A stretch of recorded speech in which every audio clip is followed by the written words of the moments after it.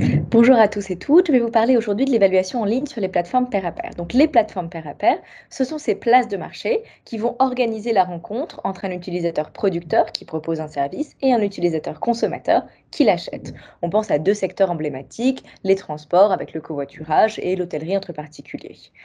Ces plateformes présentent des problématiques de contrôle particulières.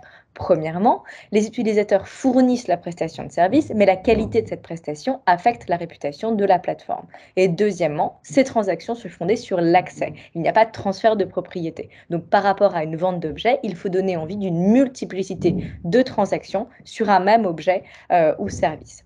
On a donc sur les plateformes pair à pair un problème d'attractivité. Est-ce que j'ai envie de louer l'appartement de X et non d'authenticité comme on peut avoir par exemple sur TripAdvisor? Est-ce que X a bien dîné dans ce restaurant pour écrire que c'était délicieux?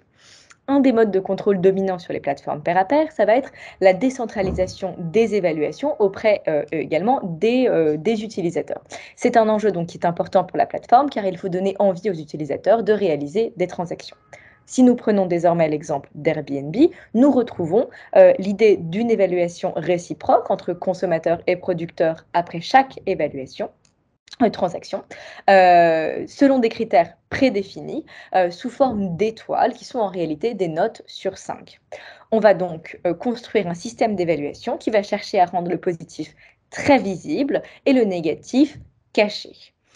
On va donc, sur Airbnb, avoir 2 normes de culture évaluatrice, chez les utilisateurs.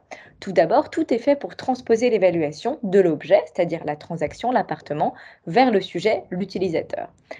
Tout est fait, finalement, pour attacher l'utilisateur à l'évaluation. On va d'abord afficher des résultats à côté de son profil, qu'on a incité, l'utilisateur à personnaliser par des biographies, par des photos. Hem Et on a sans cesse une ambiguïté sur l'objet de la notation avec pour conséquence un glissement entre l'objet et le sujet de l'évaluation qui se traduit par un renversement du blâme. Si je note moins bien que parfaitement, eh bien je vais passer pour une enquiquineuse et je ne suis pas cette personne-là.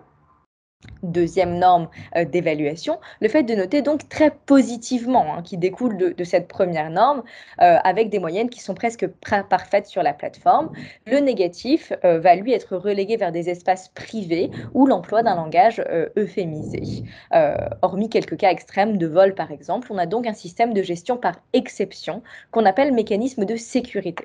Cette notion est définie par Michel Foucault et caractérise un gouvernement qui est fondé sur la connaissance d'une population, ici la communauté des utilisateurs, grâce à des statistiques et la gestion de son comportement en amont par la modélisation de son environnement.